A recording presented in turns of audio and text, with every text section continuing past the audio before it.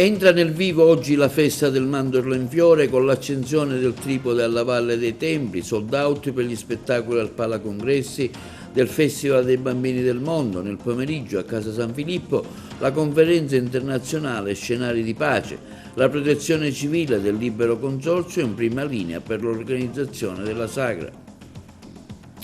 Nuovi contributi a pioggia da parte del Ministero dell'Economia e Finanza alla Regione Siciliana, bloccati 50 milioni di fondi per sagre e festini. Giuseppe Todolo è il nuovo coordinatore cittadino di Fratelli d'Italia a Porto Empedocle, la sua elezione è avvenuta domenica scorsa. Due importanti operazioni della Guardia di Finanza, una a Gela e l'altra a Messina. Ultimi giorni per aderire al concorso indetto dal Comune per le vacanze a €1 a Siculiana. Festeggiati 30 anni di attività dei Rangers, associazione sportiva con squadre provenienti da tutta la Sicilia. Al via il concorso Fotografa il Mandorlo. La FIGC festeggia la festa delle donne con un'iniziativa al campo sportivo del villaggio Peruzzo.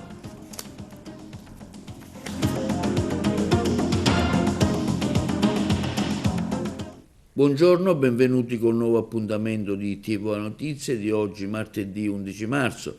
Sold out al Palacongressi di Agrigento per il 22esimo Festival dei Bambini del Mondo, uno spettacolo nella mattinata dedicato alle scuole provenienti da tutta la provincia. Intanto nel pomeriggio di oggi la cerimonia di accensione del tripode al Tempio della Concordia e il servizio.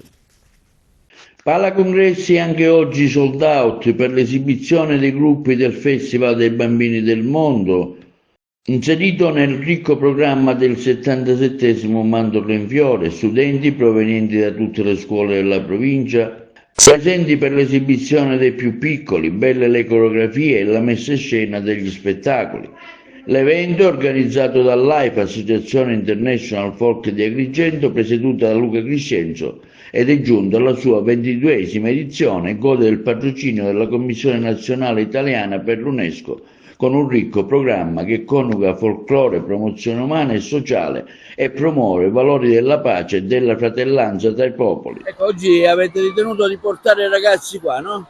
Abbiamo deciso di portare i ragazzi qua perché è una splendida iniziativa, li abbiamo coinvolti in una iniziativa veramente lodevole perché fa loro capire quali sono le altre culture e a questa età, soprattutto per le prime, è una cosa molto molto bella, utile e che insegna dei valori importanti, quali l'accettazione dell'altro e accettare e conoscere le culture diverse dalla nostra. Ne parlate poi in classe? Assolutamente sì, per noi è doveroso non solo coinvolgerli prima, ma poi chiaramente far fare loro delle riflessioni anche dopo. Quindi ritiene valida questa iniziativa? Assolutamente sì, è già da un po' di tempo che noi aderiamo e aderiamo come Rita Levi Montalcini davvero con tanta passione e soprattutto una rispondenza di tanto interesse da parte dei nostri alunni. Non è la prima volta che noi partecipiamo alla festa del mandorlo qui a Palacongressi, già l'anno scorso siamo stati numerosi, quest'anno abbiamo portato circa 160 alunni della nostra scuola, della scuola media, scuola secondaria di primo grado, a rappresentare appunto il nostro istituto. Quindi la ritiene valida questa iniziativa? Sì, sicuramente, anche perché quest'anno cade Agrigento capitale della cultura e mi sembrava doveroso partecipare. Ecco, ma poi ne parlate in classe con i ragazzi? Ne abbiamo già parlato e ne parleremo naturalmente in classe con i colleghi di lettere di educazione civica. Tu sei una alunna? Sì. Ecco, come valuti questa iniziativa? Ti piace? Perché hai deciso di venire? Per vedere spettacoli. Sono sempre delle belle iniziative perché i ragazzi possono vedere anche la gioventù che viene da tutto il mondo e quindi sentirsi parte di un unico corpo. Ecco, per me, secondo me questa è una bellissima cosa per i ragazzi. Ecco, un modo anche per conoscere usi e tradizioni che magari si vedono solo in televisione. Sì, sicuramente, e anche per valorizzare le proprie di tradizioni, per capire quanto siano importanti. Abbiamo deciso di portare i ragazzi qua perché per onorare il mandorlo in fiore, che è una tradizione agrigentina che ormai si tramanda da anni, ed è giusto che i ragazzi entrino nello spirito delle attività relative al mandorlo in fiore. È bene fare un plauso all'organizzazione, perché in questo grande palacongressi hanno realizzato un'area protetta per i bambini dove poter onorare la festa del mandorlo senza rischi che si possono correre all'esterno. Quindi diamo un plauso all'organizzazione, le famiglie sono contente, i ragazzi, come vedete, sono contenti di partecipare a questa attività, e ora ci godiamo lo spettacolo. Quindi la ritiene utile, insomma, anche perché i ragazzi hanno così modo di vedere, diciamo, i popoli, i paesi, di ciò che magari vedono solo in televisione. È come viaggiare stando seduti, naturalmente, perché quello che portano gli altri popoli, anche con il folklore, arricchisce i ragazzi, li rende più cittadini del mondo, li rende più aperti e possibilmente anche in futuro dei cittadini migliori. Prendere posto, inizia lo spettacolo. Attenzione, prego, prendere posto, inizia lo spettacolo. Giuseppe, un'esperienza bella che si rinnova negli anni, la presentazione del Festival Bambini del Mondo, tantissimo apprezzato da tanti ragazzi che vengono da tutte le province. Sicuramente è un'esperienza che da 22 anni mi arricchisce. Forse, faccio una battuta, sono il più vecchio presentatore di tutti gli spettacoli d'Italia.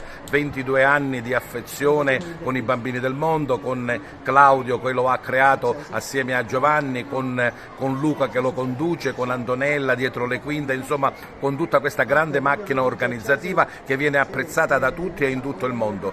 Ormai, insomma, non è un mistero che i Bambini del Mondo, oltre al folklore, partono da Agrigento con tutti i pensieri di pace, solidarietà, amicizia e soprattutto in favore dei minori, e non per questo abbiamo ricevuto e abbiamo ancora il patrocinio UNESCO, abbiamo il patrocinio Unicef, in quanto i Bambini del Mondo sono ambasciatori di pace, e proprio sabato lanceranno come al solito ai piedi del Tempio della Concordia i messaggi di pace e soprattutto per i valori dei diritti universali dei fanciulli, non solo folklore ma socialità. E anche il folklore, perché dobbiamo dire che dal punto di vista qualitativo sono veramente grandi e importanti. Buon festival I Bambini del Mondo a tutti!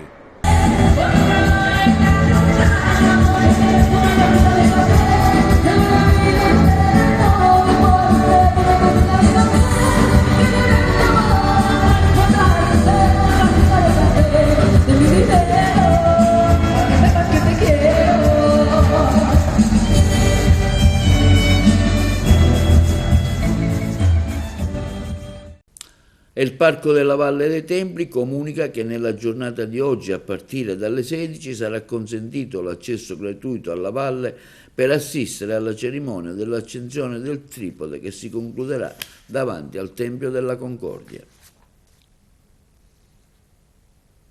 La Protezione Civile e la Polizia Provinciale del Libero Consorzio in prima linea durante l'organizzazione della Sagra del Mandorlo in Fiore. Il nostro approfondimento. La prima domenica della Sagra del Mandorlo in Fiore ha visto in prima linea la Polizia Provinciale e la Protezione Civile del Libero Consorzio Comunale di Agrigento. Fin dalle prime ore del mattino di domenica scorsa, donne e uomini, unitamente alla Protezione Civile del Comune di Agrigento, al Dipartimento Regionale di Agrigento, la Centrale Operativa 118, le forze dell'ordine, Polizia, Carabinieri, Guardia di Finanza, Vigili del Fuoco sono stati impegnati insieme nella gestione del COC, Centro Operativo Comunale, con la collaborazione delle associazioni volontari della Protezione Civile. Numerosa la presenza delle associazioni di volontariato, del personale addetto alla Protezione Civile, coordinato dal dirigente del Libero Consorzio Achille Contino, dal responsabile Marzio Tuttolomondo, che hanno fornito l'assistenza durante l'intera giornata della prima domenica della Sagra. Il personale della Polizia Provinciale del Libero Consorzio Comunale di Agrigento, diretto dal dirigente Pietro Amorosia, guidato dal tenente colonnello Salvatore Lombardo, ha partecipato al coordinamento generale, garantendo sicurezza e ordine alle migliaia di visitatori giunti da ogni parte della Sicilia. Numerosi gli interventi attivati dalla Protezione Civile durante la giornata sulle strade, sulle piazze principali, dislocate tra la piazza Municipio, via Atenea, viale della Vittoria, dove si sono svolte le iniziative relative agli spettacoli. Il personale del Libero Consorzio sarà impegnato tutti i giorni fino alla fine della manifestazione prevista giorno 16 al fine di garantire sicurezza e assistenza alla manifestazione del Mandorlo in Fiore di quest'anno 2025, che coincide con Agrigento, capitale italiana della cultura. Agrigento, capitale italiana della cultura 2025, ospiterà l'11 marzo alle ore 15 nel pomeriggio di oggi nella sala conferenze di Casa San Filippo in via Panoramica dei Templi la conferenza internazionale Scenari di pace, il ruolo dei popoli e della cultura nell'ambito della 77esima edizione del Mandorlo in Fiore, in un momento nel quale lo scenario internazionale è particolarmente complesso. La conferenza torna con l'obiettivo di promuovere un dialogo di pace, amicizia e competizione tra i popoli, a dichiararlo l'amministratore Fabrizio Lagaipa del distretto turistico Valle dei Templi che ha organizzato l'evento. E il direttivo civico del Comitato Infrastrutture Aeroporto della fascia centro-meridionale della Sicilia, presieduto da Angelo Principato, ha incontrato il neoprefetto di Agrigento Salvatore Caccamo, al quale, dopo aver augurato un ottimo e proficuo lavoro, sono stati esposti i compiti, gli obiettivi e le trattazioni sostenute finora dal Comitato. In particolare è stata posta l'attenzione sul progetto di costruzione di un aeroporto nella fascia centro-meridionale della Sicilia, ritenuto dal Comitato un'infrastruttura di volta storica per il superamento della marginalità geografica della zona e per il rilancio turistico della mobilità in genere. Il prefetto Caccamo, nei limiti delle proprie competenze istituzionali, ha assicurato il proprio autorevole interessamento circa l'iter dell'istruzione. All'Ars le nomine mancia sotto la lente del Ministero dell'Economia, bloccati 50 milioni di contributi elargiti in finanziaria per feste e festini. Finiscono sotto la lente del Ministero dell'Economia le cosiddette norme mancia. Il MEF non ha ancora ufficializzato la decisione di impugnare una buona parte dell'ultima manovra finanziaria approvata dall'Assemblea regionale siciliana alla fine dello scorso anno. A rischio ci sono 22 articoli, ma ha notificato tutti i suoi dubbi alla Regione con una lunga lettera in cui contesta l'erogazione di mance senza gara a beneficiari scelti in assenza di criteri oggettivi, enti locali, fondazioni, scuole e parrocchie individuati, sottolinea il MEF, per interventi di carattere eterogeneo. La concessione dei fondi a pioggia, pari a circa 50 milioni di euro, sarebbe una violazione dei principi costituzionali di eguaglianza e parità di trattamento. Non al caso il Ministero per l'Economia e Finanza ricorda un pronunciamento della Corte Costituzionale del 2009, secondo cui la mancanza di criteri obiettivi e trasparenti nella scelta dei beneficiari di contributi è in contrasto con l'articolo 3 della Carta. Adesso la palla passa al Dipartimento Affari Regionali, che dovrà decidere se proporre l'impugnativa davanti alla Corte Costituzionale. Nel frattempo è probabile che la spesa di questi contributi resti congelata, perché se dovessero partire gli assegni e poi esserci l'impugnativa si produrrebbero dei debiti fuori bilancio con il timore di un intervento della Corte Costituzionale.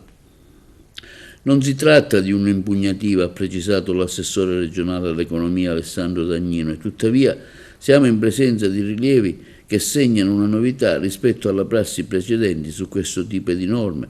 Valuteremo il da fare e attendiamo di sapere se il Dipartimento Affari Regionali vorrà intraprendere una interlocuzione con la Regione.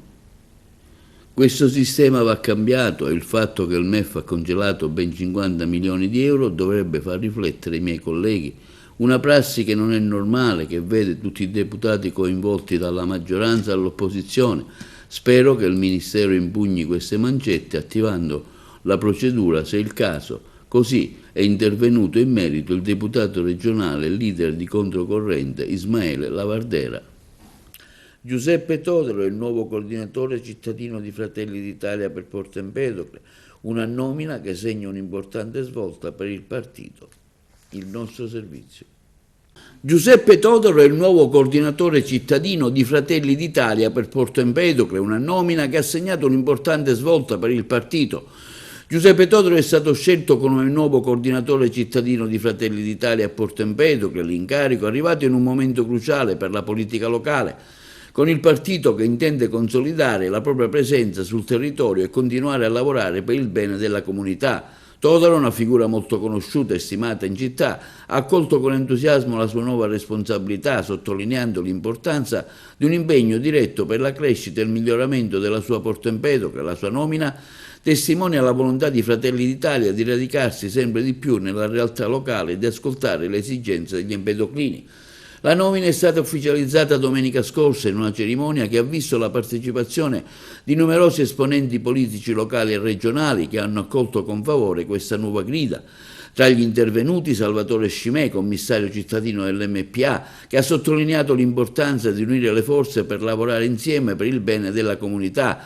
Anche Salvatore Prestia ha manifestato il suo sostegno, evidenziando il valore del nuovo coordinatore cittadino. Adriano Barba, presidente provinciale di Fratelli d'Italia, ha parlato della necessità di dare un forte impulso alla politica empedoclina, mentre Alfonso Scimè, presidente del Consiglio Comunale di Porto Empedocle, ha espresso soddisfazioni per l'elezione di Todaro, augurandogli un mandato ricco di successi. Todaro, nell'accettare la sua nomina, ha affermato: Porto Empedocle merita un'attenzione e un futuro migliore. La mia priorità sarà quella di essere vicino alla gente, di portare avanti i valori di Fratelli d'Italia, con il cuore e la mente rivolti al benessere della comunità.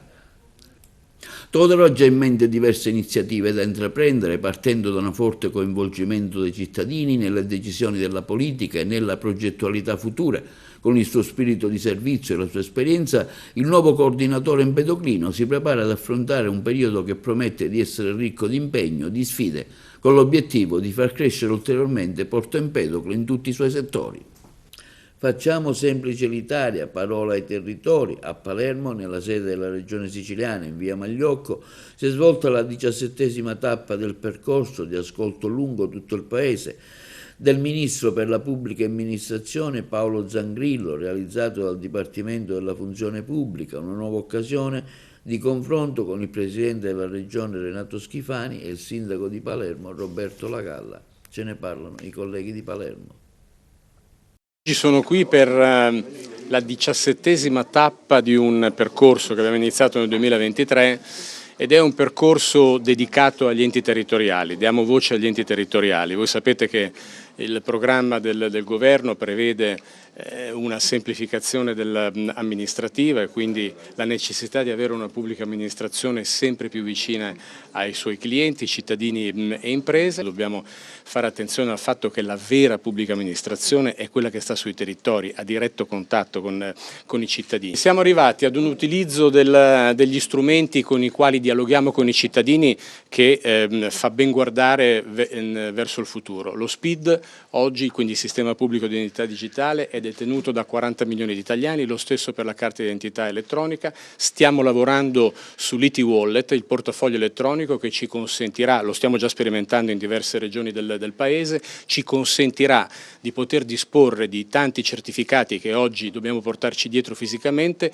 in modalità digitale. Stiamo lavorando quindi molto sulla possibilità di migliorare il nostro rapporto con gli utenti. Abbiamo un progetto molto importante con Poste Italiane, si chiama Polis, è un progetto che prevede che nei comuni sotto i 15.000 abitanti ci sia la possibilità di avere negli uffici postali un totem che è una sorta di bancomat dove il cittadino che dispone dello SPID può andare a recuperare dei certificati senza la necessità di doversi prenotare in comune e di dover fare le code, quindi con un'operazione semplicissima può ottenere dei certificati che oggi normalmente richiedono magari qualche giorno o qualche settimana per averne la disponibilità. Stiamo lavorando moltissimo, abbiamo sbloccato vari concorsi, per alcuni stiamo utilizzando le graduatorie già esistenti. Tutto questo nasce da un accordo che abbiamo raggiunto all'insediamento del mio governo con il Ministro dell'Economia, in forza del quale abbiamo rivisitato precedenti accordi che bloccavano i concorsi per una questione deficitaria della Regione, c'era un disavanzo di parecchi miliardi, ci siamo impegnati ad eliminarlo, ci stiamo riuscendo, ormai il disavanzo di 8 miliardi è azzerato, è stata premiata la fiducia nei nostri confronti.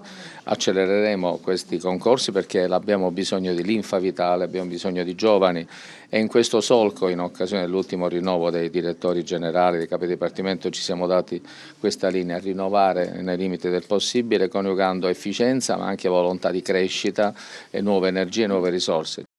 E Giuseppe Melisenda Giambertoni, di 61 anni, si è insediato ufficialmente oggi come presidente del Tribunale di Agrigento, con una cerimonia ufficiale che ha visto presenti i vertici della magistratura agrigentina, le rappresentanze delle forze dell'ordine, la delegazione degli ordini degli avvocati. Il plenum del CSM aveva votato all'unanimità l'incarico al nuovo presidente del Tribunale di Agrigento, che prende il posto di Pietro Maria Falcone, andato in pensione per raggiungimento dei limiti di età.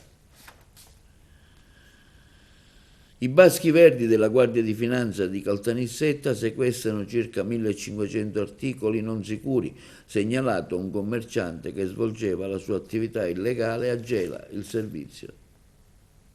I finanzieri del Comando Provinciale di Caltanissetta hanno concluso un'attività in materia di sicurezza dei prodotti sequestrando 1500 articoli non conformi ai requisiti prescritti dalle normative vigenti.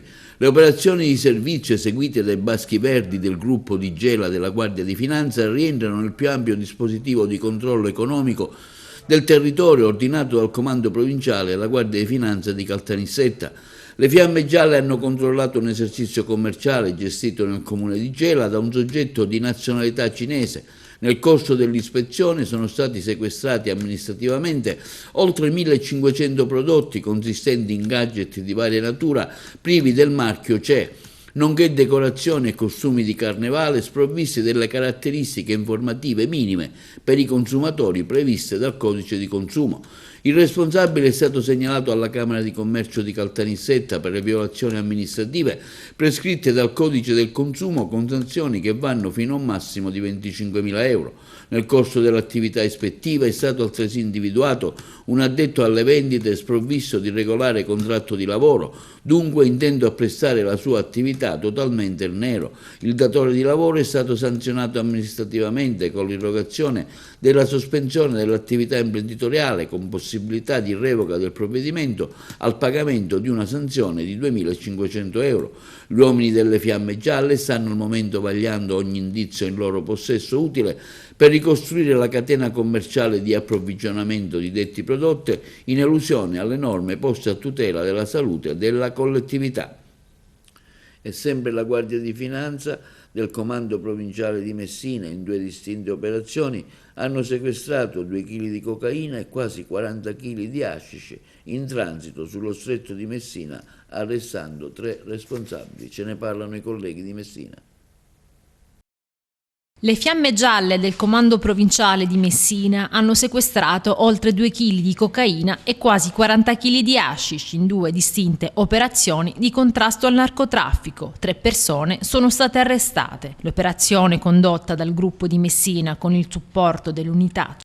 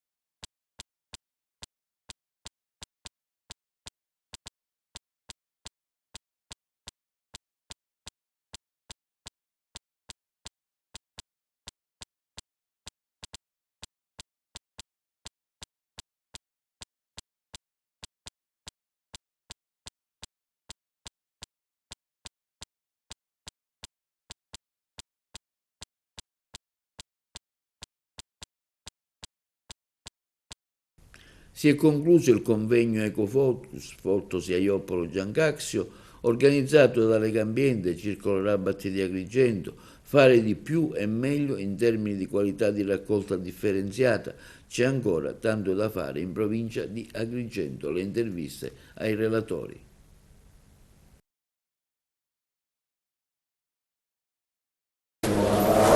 Anche Agrigento e la sua provincia sta raggiungendo performance importanti di raccolta differenziata. Oggi ne abbiamo parlato in questa occasione dell'Ecofocus sull'economia circolare ad Agrigento ed è importante appunto rassegnare che oltre 30 comuni su 43 hanno superato il 65% e addirittura 11 ne hanno superato il 75%. 6 invece sono i comuni che hanno una produzione di rifiuti inferiore a 75 kg per abitante, per cui sono i cosiddetti comuni rifiuti free.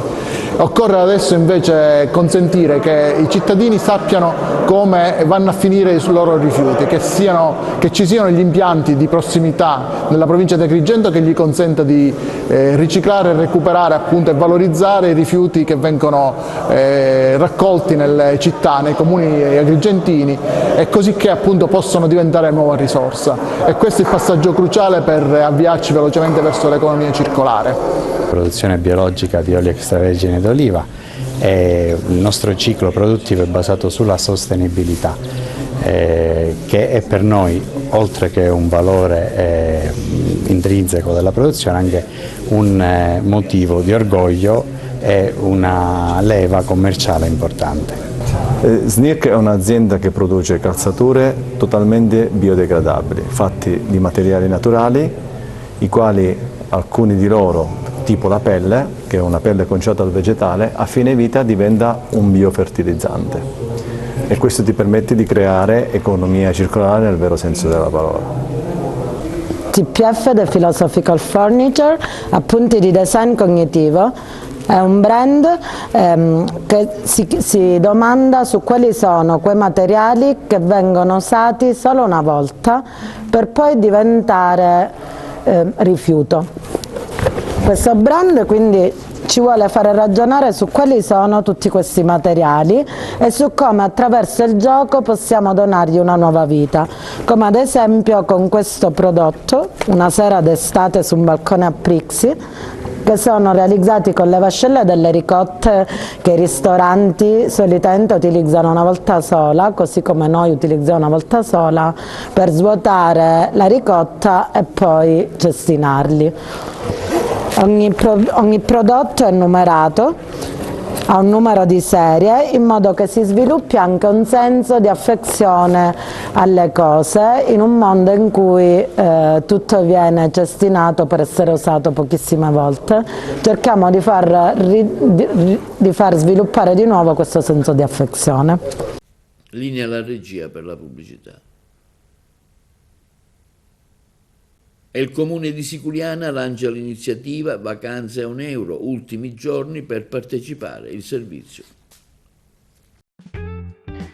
Un weekend romantico e culturale da trascorrere a Siculiana, affascinante borgo dell'Agrigentino, al prezzo simbolico di €1. L'iniziativa lanciata dall'amministrazione comunale sta suscitando grande interesse, come dimostrano i numerosi video richiesti dal contest di partecipazione arrivati da tutta Italia, che confermano il successo di questa proposta, pensata per regalare una vacanza e far conoscere Siculiana e i suoi tesori storici e ambientali. E l'idea di vacanze a €1 ci consentirà, come in effetti sta già avvenendo, di arrivare ad un vasto pubblico e quindi questo poi l'esperienza nel momento in cui si realizzerà il giorno 4, 5 e 6 di aprile tireremo le somme. Quello che io posso dire adesso è che tantissimi sono i videomessaggi che sono arrivati da ogni parte d'Italia, da Milano, Bologna, Taranto, Pistoia eccetera.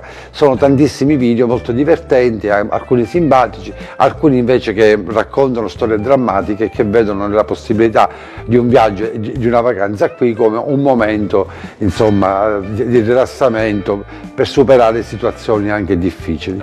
Nel centro storico di Siculiana, tra scorci caratteristici, si intrecciano radici arabe ed ebraiche, in un percorso che offre ai visitatori un viaggio unico e ricco di suggestioni. Le 10 coppie vincitrici avranno modo di vivere appieno l'esperienza della vacanza in Sicilia, in particolare a Siculiana. Sono previsti dei tour culturali, quindi tour all'interno del centro storico, ma anche tour naturalistici con passeggiate a Siculiana Marina e a Torre Salsa. Ma esperienze anche culinarie, esperienze di tradizione e di vita comunitaria. Avranno modo di assaporare i gusti delle nostre tavole preparate dalle nostre massaie e di farsi affascinare dai tramonti mozzafiato di Siculiana Marina e di Torre Salsa.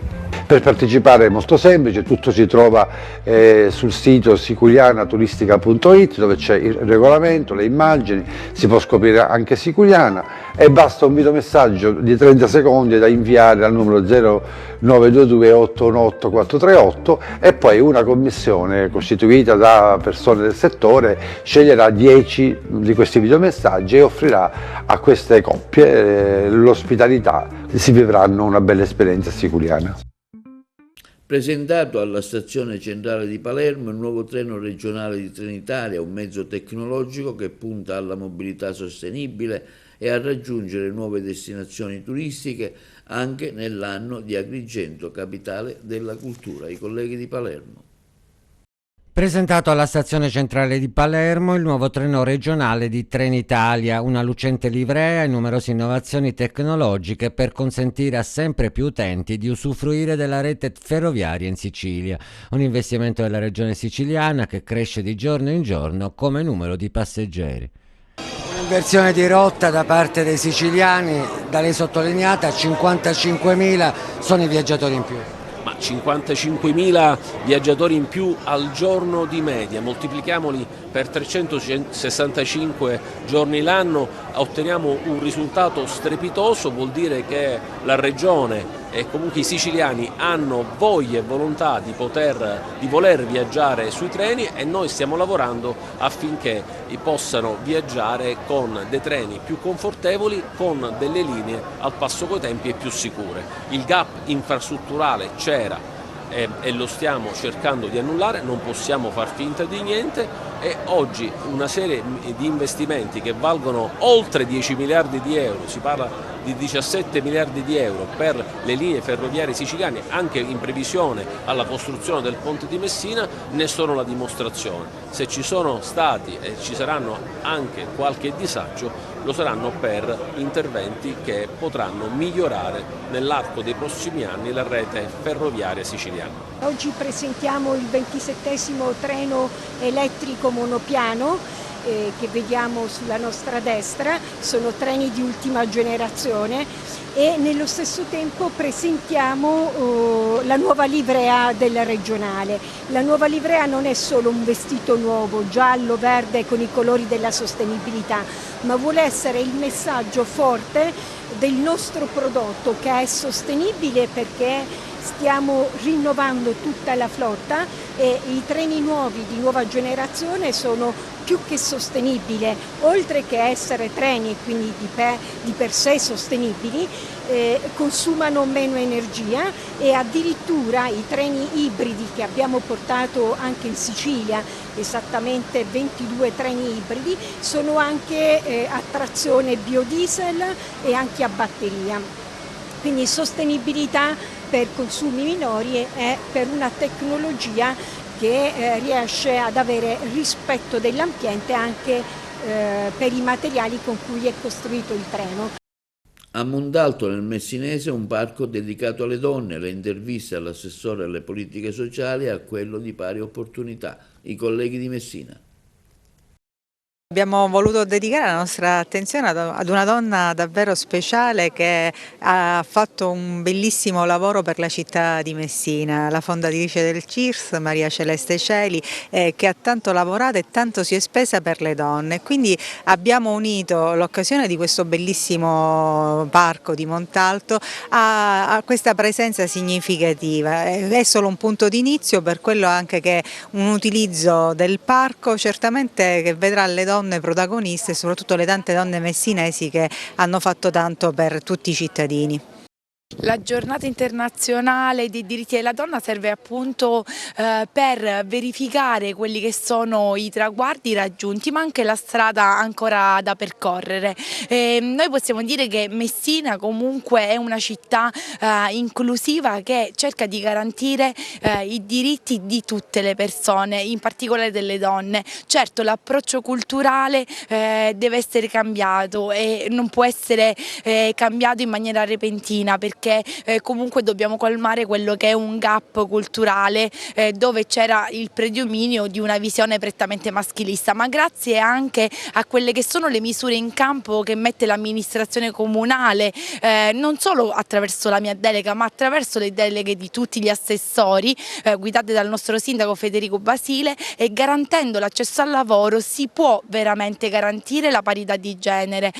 Noi cerchiamo anche di raccontare attraverso anche le storie delle donne che ricoprono ruoli all'interno delle nostre partecipate, come le nostre presidenti, ma anche quei ruoli che una volta erano prettamente ricoperti da uomini, penso alle autiste dell'ATM. Ovviamente noi cerchiamo anche di sensibilizzare quella che è l'intera cittadinanza. Abbiamo lanciato un questionario per capire quanto le persone in questa città sappiano di pari opportunità, quanto sappiano di parità di genere. Potete visitarlo sul nostro sito del comune, compilare il questionario in modo tale che poi avremo questi dati e sulla base di quello capiremo anche qual è la percezione in città.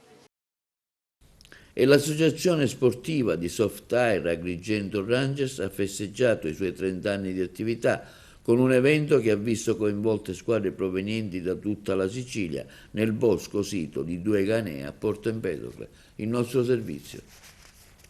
L'associazione sportiva di Soft Tire Agrigento Rangers ha festeggiato i suoi 30 anni di attività con un evento che ha visto coinvolte le squadre provenienti da tutta la Sicilia nel bosco di Due Ganee a Porto Empedocle. In Italia sono poche le associazioni di questo tipo che vantano una tale longevità. Anche la provincia di Agrigento ha visto negli anni aprire e chiudere diversi club che praticavano questo sport di nicchia. Gli Agrigento Rangers hanno sempre trovato il modo di andare avanti e sono stati impegnati da tempo sul territorio della provincia di Agrigento per la promozione sportiva dei giochi tattici e di questa particolare attività, partecipando anche a campionati regionali e nazionali. Fondato nel 1995, il club conta tra le sue fila giovani e meno giovani provenienti da Agrigento, Favara, Porto Empedocle, Canicattì, Grotte, Sant'Angelo Muxaro, Aragona, abbracciando quindi tutto il territorio della provincia agrigentina. Per la manifestazione dello scorso 9 marzo il Presidente, collaborato da tutti i soci Ranger, hanno messo in piedi una manifestazione commemorativa che ha visto impegnati i team avversari in prove di ingaggio su obiettivi specifici, tiro sincronizzato, orienteering, di altre tipologie di gioco all'interno della vasta area boschiva sita a Porto Empedocle, dove gli Agrigento Rangers svolgono solitamente la loro attività. Anche se di tipo non competitivo, l'evento ha visto la premiazione delle squadre partecipanti e da un momento aggregativo, dove gli atleti della squadra agrigentina hanno ripercorso insieme ai presenti i momenti storici della vita associativa che hanno caratterizzato i 30 anni di attività, i successi, i momenti di difficoltà, i traguardi raggiunti e gli obiettivi futuri. Con la 77esima edizione del celebre Mandorlo in Fiore torna anche Fotografo il Mandorlo in Fiore, concorso fotografico giunto alla sua 16esima edizione, ideato dal giornalista Domenico Vecchio. Questo contest si conferma un appuntamento imperdibile per gli appassionati di fotografia e per chi desidera contribuire a raccontare la bellezza della nostra Agrigento. La manifestazione nasce con un obiettivo chiaro: valorizzare il patrimonio culturale e paesaggistico di Agrigento, promuovendo un'immagine positiva della città. E la FIGC Calcio festeggia la Festa delle Donne con un'interessante iniziativa nella struttura sportiva sita al villaggio Peruzzo. Ce ne parla il collega Carmelo Lentini. Organizzata dal settore giovanile scolastico di Agrigento, si è svolto presso l'impianto sportivo del villaggio Peruzzo il Play Days, in coincidenza con la Festa delle Donne. Presente il coordinatore regionale Stefano Valenti con i collaboratori provinciali. La manifestazione era riservata alle bambine e alle ragazze anche non tesserate della FIGC, dai 7 ai 14 anni. Al nostro microfono il responsabile regionale del settore giovanile scolastico, professore Stefano Valenti. Festa delle donne, in coincidenza, ecco che il calcio viene incontro al Calcio Rosa, una manifestazione simpatica che si svolge qua sul campetto del villaggio Peruzzo. Stefano Valenti, che è anche il responsabile regionale dell'SGS, ecco, ci spiega un po' come è stata organizzata e che cosa si farà oggi su questo campetto. Intanto grazie Carmelo per essere presente in questa giornata in particolare.